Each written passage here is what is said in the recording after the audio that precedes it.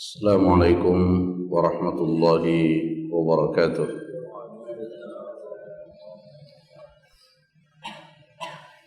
Innal hamdalillah nahmaduhu wa nasta'inuhu wa nastaghfiruh wa na'udzu billahi min shururi anfusina wa min sayyiati a'malina. Man yahdihillahu fala mudilla lahu wa man yudlilhu fala hadiya lahu. Asyhadu an la ilaha illallah wahdahu la syarika lah wa asyhadu anna Muhammadan abduhu wa rasuluh. Allahumma salli ala Muhammad wa ala alihi wa sahabatihi wa man sara ala nahjihi wa ihtada bihadihi wa istanna bi sunnatihi ila yaumil qiyamah. Ya ayyuhalladzina amanu taqullaha haqqa tuqatih ولا تموتن إلا وأنتم مسلمون. اللهم علمنا بما ينفعنا وانفعنا بما علمتنا وزدنا علما وتوفيقا والحقنا بالصالحين. أما بعد، معاشر المسلمين jamaah salat subuh rahimani wa rahimakumullah. Alhamdulillah, pada kesempatan ini kita kembali melanjutkan majelis ilmu kita pada penjelasan kitab Taisirul Karimir Rahman fi Tafsir Kalamil Mannan. Dan alhamdulillah, pada pertemuan yang sebelumnya kita telah menjelaskan beberapa ayat Al-Quran yang terdapat di dalam Suratul Hasyr. Dan ayat yang terakhir yang kita jelaskan yaitu firman Allah Subhanahu wa taala yang menceritakan tentang kaum muslimin dari kalangan Muhajirin dan Ansar dan yang mengikuti mereka.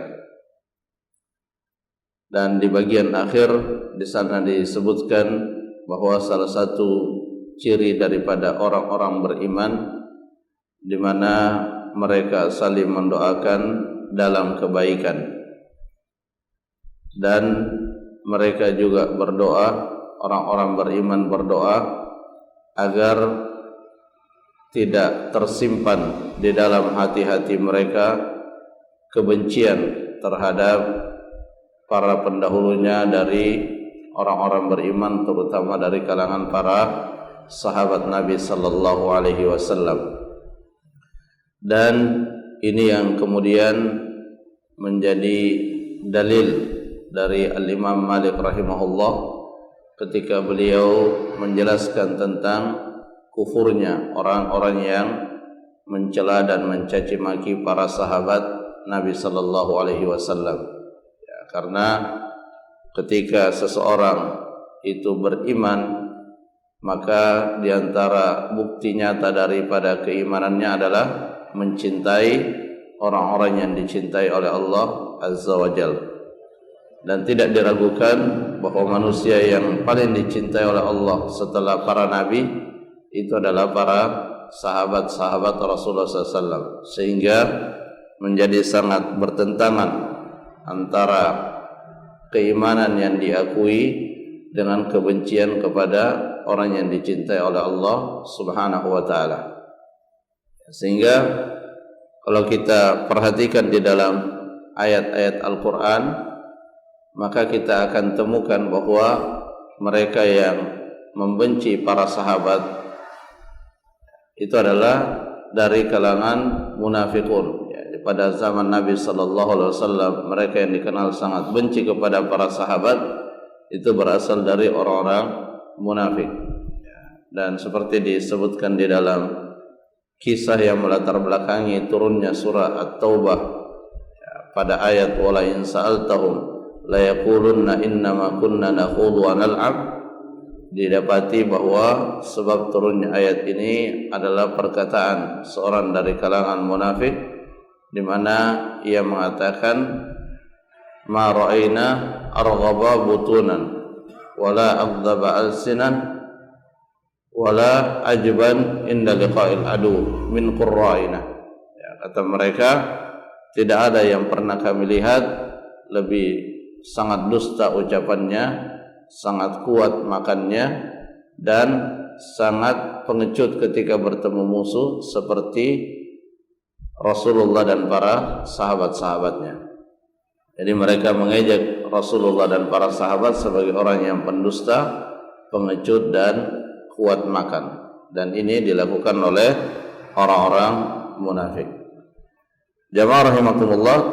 Kemudian pada ayat yang selanjutnya, yaitu Alam tara ilal ladzina nafaqu yaquluna li ikhwanihim alladzina kafaru min ahlil kitab lain ukhrijtum lanakhrujanna ma'akum wa la nuti'u fikum ahadan abada wa in qutiltum lanansurannakum wallahu yashhadu innahum lakadzibun. Jadi pada ayat ini Allah Subhanahu wa taala menceritakan tentang orang-orang munafik. Alam tara ilal ladzina nafaqu. Tidakkah engkau wahai Muhammad memperhatikan keadaan orang-orang munafik, di mana keadaan mereka sangat mengherankan. Pada sisi mana keadaan itu sangat mengherankan? Di mana mereka menjanjikan kepada saudara-saudara mereka dari kalangan ahlul kitab bahwa mereka akan memberikan pertolongan. Alam tara ilal ladzina nafaqu yaquluna li ikhwanihim la in ukhriju lanakhrujanna ma'akum. Kalau mereka dikeluarkan, kalau orang-orang ahlul kitab itu diusir, maka orang-orang munafik berjanji akan ikut keluar bersama mereka sebagai bentuk solidaritas. Tetapi kita ingat bahwa salah satu ciri yang sangat identik dengan kalangan orang-orang munafik itu adalah idza haddatsa kadzaba. Kalau dia berbicara, dia berdusta. Lain ukhrijtum lanakhrujanna ma'akum wa la nuti'u fikum ahadan abada. Bahkan dengan tegas dalam ucapannya, dalam pernyataannya, orang munafik mengatakan, kalau kalian dikeluarkan maka kami akan keluar bersama kalian sebagai bentuk solidaritas. Wa la nuti'u fikum ahadan abada. Dan kami tidak akan mengikuti, kami tidak akan mentaati, kami tidak akan mentaati orang-orang yang menghalangi untuk menolong kalian. Jadi misalnya ada di kalangan mereka mengatakan tidak usah menolong orang-orang ahlul kitab, maka mereka mengatakan kami tidak akan mengikuti perkataannya tersebut. Wa in qutiltum lanansurannakum. Dan jika kalian diperangi maka lanansurannakum, kami pasti akan menolong kalian. Wallahu yashhadu innahum lakadzibun.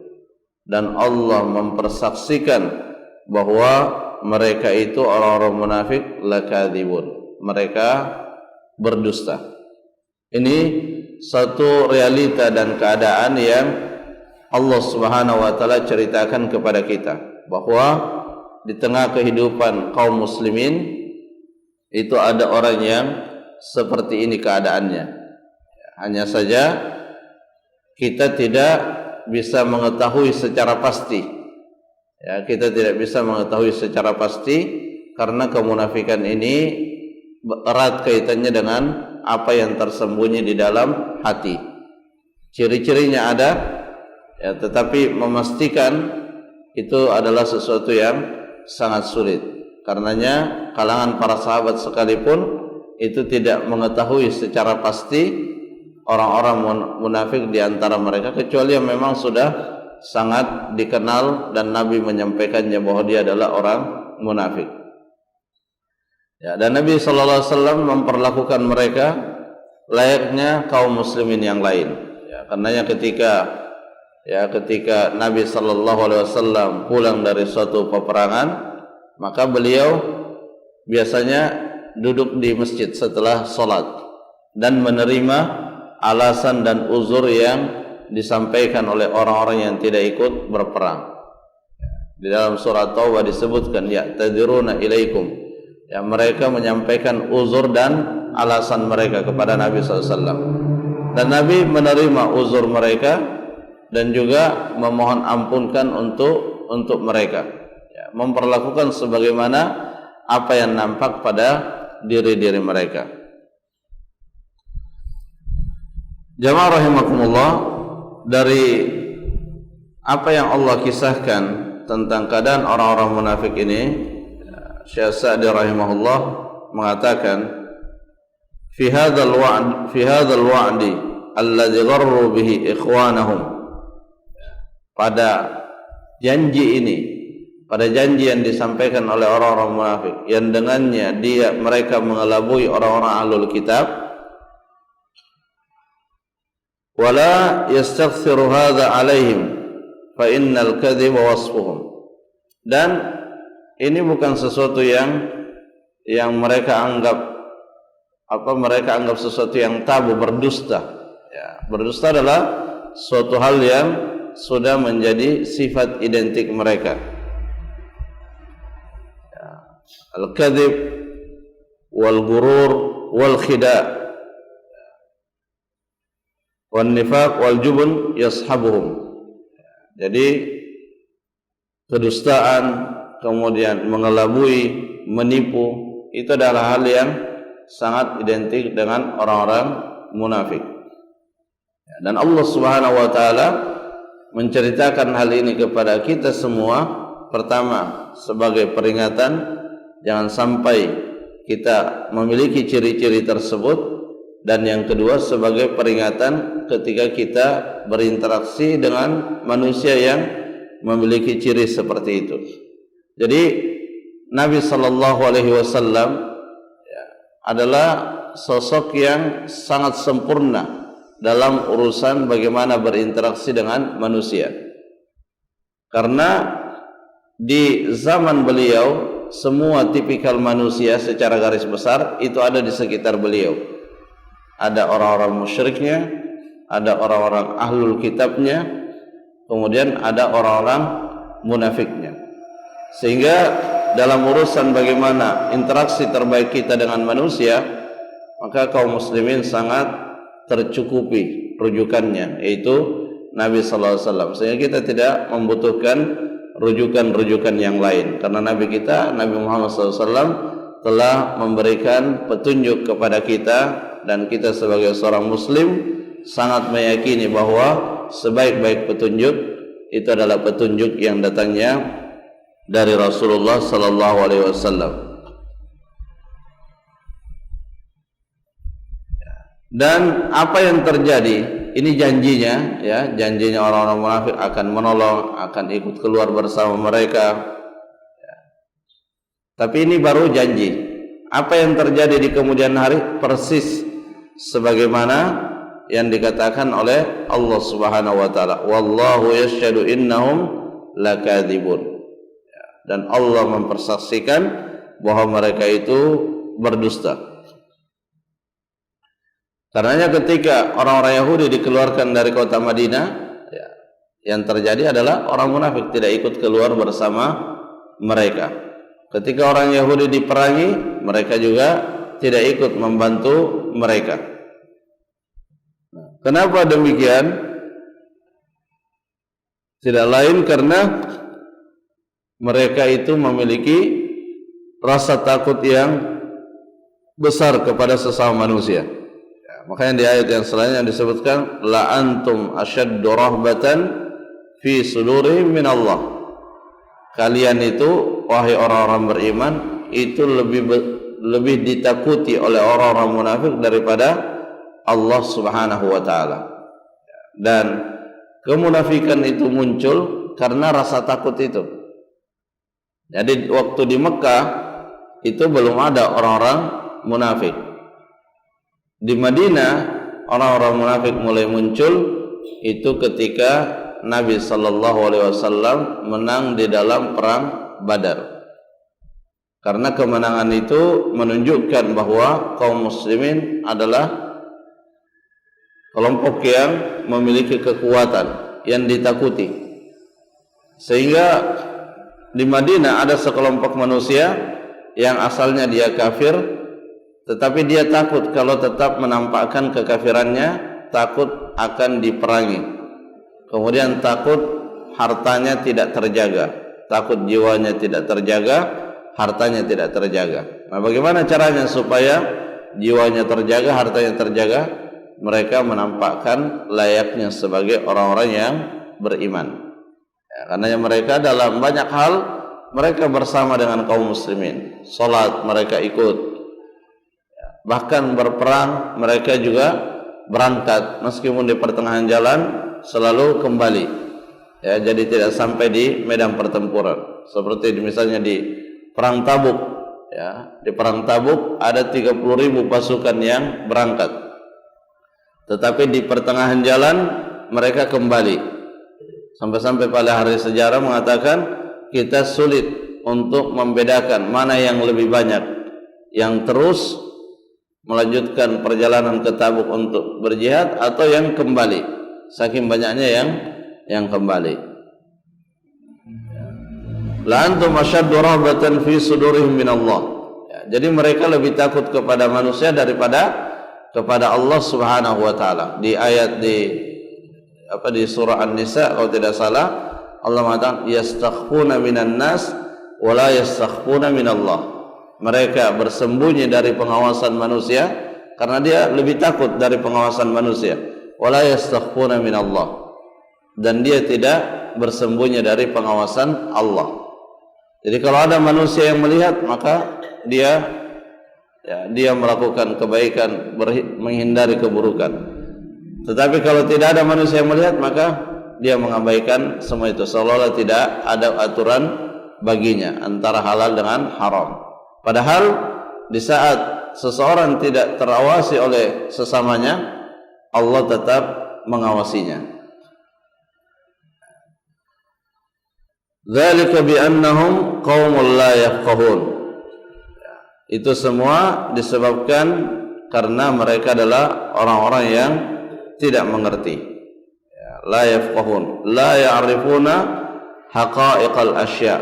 Ya, mereka tidak mengetahui hakikat-hakikat sesuatu. Ya, karena sesuatu itu tidak hanya dilihat pada apa yang saat itu, tetapi orang yang faqih, orang yang faham terhadap hakikat sesuatu adalah orang yang mengerti akibat daripada apa yang dia lakukan saat ini. Jadi ketika orang-orang munafik, ya, menyembunyikan kekufurannya, menampakkan keimanannya, maka di saat itu dia merasa mendapatkan manfaat. Nah, mereka hanya melihat pada apa yang ada saat itu. Mereka tidak melihat apa akibat di kemudian hari atas perbuatannya. Nah, seorang mukmin cara memandang dia itu tidak seperti orang-orang munafik.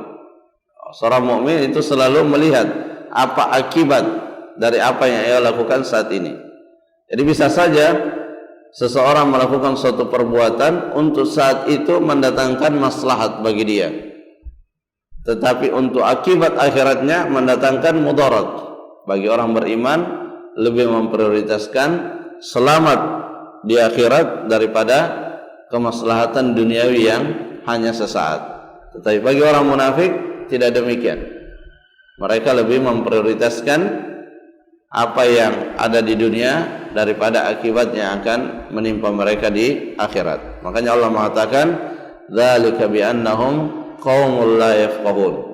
Mereka adalah orang-orang yang tidak mengerti hakikat segala sesuatu, karena mereka hanya melihat keadaan terkini dan tidak melihat apa akibat yang akan menimpa mereka di kemudian hari.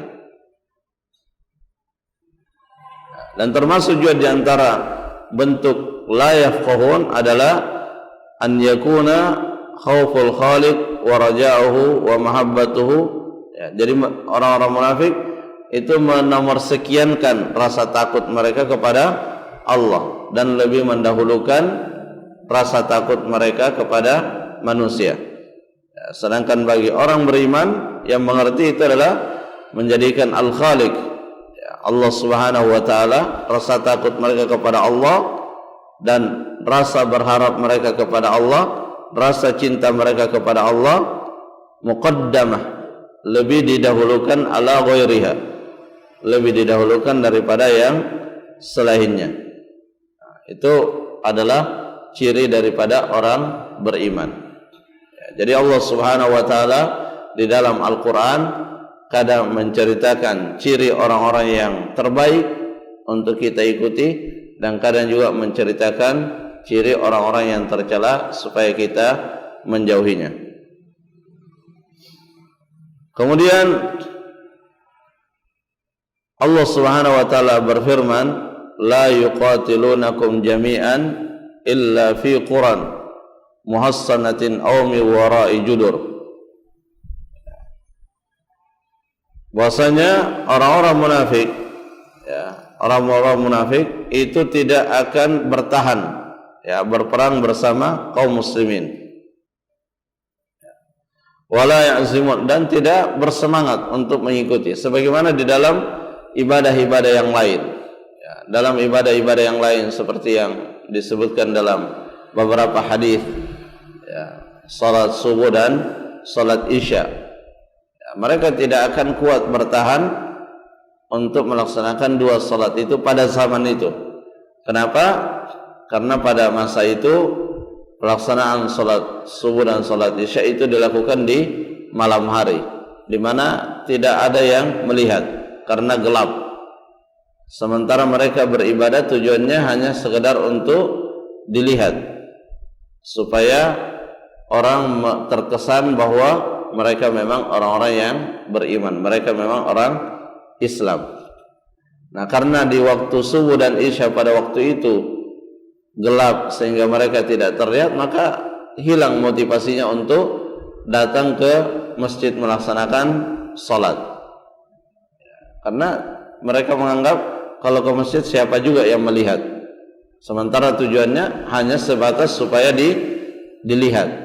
Nah, maka di sini juga sekaligus menunjukkan kepada kita semua betapa pentingnya niat yang benar di dalam kita melakukan suatu kebaikan, karena itulah yang akan memberikan pengaruh kepada kita di dalam keistiqomahan kita terhadap suatu kebaikan. Tentunya dengan selalu memohon taufik dari Allah Azza wa Jalla, selalu memohon pertolongan dari Allah Subhanahu wa taala, karena tentu kita sangat menyadari bahwa setiap kebaikan itu tidak mungkin kita laksanakan dengan sempurna kecuali atas pertolongan Allah Subhanahu wa taala. Dan itulah salah satu makna dan hikmah kenapa di dalam setiap salat kita selalu membaca iyyaka na'budu wa iyyaka nasta'in. Hanya kepada Engkau kami beribadah dan hanya kepada Engkau kami meminta pertolongan. Di antara makna yang disebutkan oleh para ulama bahwa seseorang tidak akan sempurna di dalam ibadahnya kecuali jika ia mendapatkan pertolongan Allah. Karenanya pertolongan terbesar yang kita minta dari Allah itu adalah pertolongan supaya kita sempurna di dalam menjalankan ibadah. Makanya di antara doa yang kita baca di penghujung daripada salat kita sebelum salam itu adalah Allahumma inni ala dzikrika wa syukrika wa husni ibadatik. Ya Allah, tolonglah saya, bantulah saya. Untuk apa? Ala dzikrika, supaya bisa selalu berzikir kepadamu, supaya bisa selalu bersyukur kepadamu, dan yang terakhir wa husni ibadatik, supaya bisa melaksanakan ibadah dengan cara yang paling terbaik. Jamaah rahimakumullah, itu beberapa hal yang bisa kita jelaskan berkaitan dengan ayat di dalam surah Al-Hasyr, dan insyaallah di pertemuan yang selanjutnya kita akan lanjutkan pembahasan daripada ayat ini. Dan alhamdulillah di akhir majelis ini kita juga mengingatkan bahwa saat ini kita sedang berada di hari-hari yang sangat mulia, hari-hari yang dikatakan oleh para ulama bahwa ini adalah hari yang sebanding dan setara dengan 10 hari terakhir bulan Ramadan. Kalau 10 hari terakhir bulan Ramadan itu istimewa pada malam harinya dan tidak ada yang mengalahkannya, maka 10 hari pertama bulan Zulhijjah itu istimewa siang harinya dan tidak ada yang mengalahkannya. Maka di hari-hari ini kita dianjurkan untuk memperbanyak melakukan amal-amal soleh, karena Nabi mengatakan ma min ayyam, tidak ada hari al-amalu shalihu fihinna ahabbu ilallah min hadhil ayyamil ashar.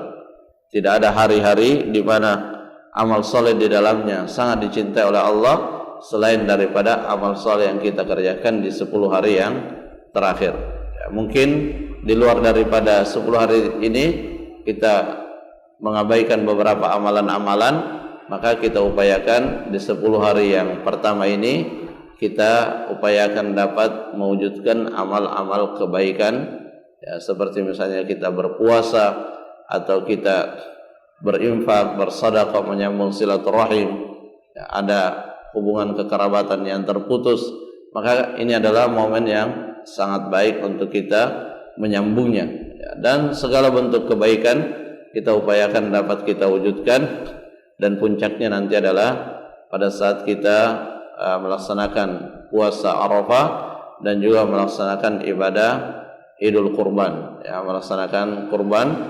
Dan bagi yang memiliki kemampuan, kita upayakan untuk tidak melewatkan ibadah yang mulia ini, karena ini adalah ibadah yang hanya hadir 1 tahun 1 kali, ya, ibadah-ibadah yang hanya 1 tahun 1 kali ini kita upayakan untuk tidak terlewatkan, terutama puasa yang fadilahnya di puasa Arafah diampuni dosa kita yang telah lewat dan diampuni dosa kita yang akan datang. Yang telah lewat jelas diampuni, artinya dihapus dan tidak dihukum oleh Allah atas dosa yang kita lakukan. Yang akan datang itu maksudnya, ya, maksudnya adalah kita akan dimudahkan untuk terhindar dari dosa. Dan kalau kita terjerumus dalam dosa, kita dimudahkan untuk melakukan taubat kepada Allah Azza wa Jalla. Itu makna diampuni dosa yang akan datang, karena kita belum melakukan dosanya. Apanya mau diampuni? Maka maksudnya adalah dimudahkan menghindari keburukan, dan jika terjerumus dalam keburukan dimudahkan untuk bertobat kepada Allah Subhanahu wa taala. Tentu ini adalah keutamaan yang sangat kita butuhkan, dan semoga Allah memberikan kepada kita semua taufik untuk dapat memaksimalkan hari-hari awal di bulan Zulhijjah ini. Dan bagi yang memiliki niat untuk berkurban, maka tidak boleh mengambil kukunya dan mencukur rambutnya, baik yang ada di kepalanya ataupun yang ada di tempat yang lain, hingga hewan kurbannya disembelih. Ini mungkin beberapa yang bisa kita sampaikan, semoga bermanfaat. Wallahu ta'ala a'lam bissawab. Subhanakallahumma rabbana wa bihamdik, asyhadu an la ilaha illa anta, astaghfiruka wa atubu ilaik. Assalamualaikum warahmatullahi wabarakatuh.